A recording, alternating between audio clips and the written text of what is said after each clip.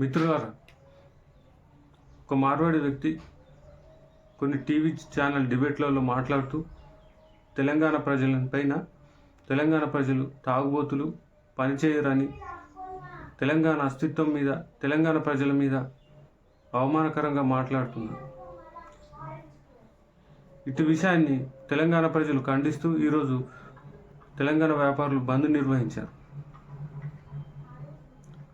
ఇందులో భాగంగానే తెలంగాణలోని ఏ ఒక్క రాజకీయ పార్టీ నాయకుడు కూడా మార్వాడి విషయంలో ఇప్పటివరకు ఖండించలేదు. ఇటు విషయాన్ని ప్రజలు గుర్తుపెట్టుకుని భవిష్యత్తులో వాళ్ళని గుణపాఠం చెప్పాలి.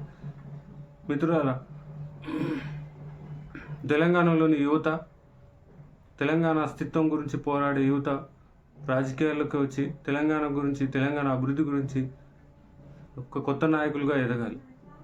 అలాగే తెలంగాణ ప్రభుత్వం కూడా తెలంగాణ వ్యాపారస్తులకి, కొత్త వ్యాపారస్తులకు కానీ, ఇప్పుడు నడిపిస్తున్న పాత వ్యాపారులకు కానీ రుణాలు తక్కువ వడ్డీతో కల్పిస్తూ తెలంగాణలోని వ్యాపారస్తులను ముందుకు తీసుకెళ్లాల్సిందిగా నేను డిమాండ్ చేస్తున్నాను.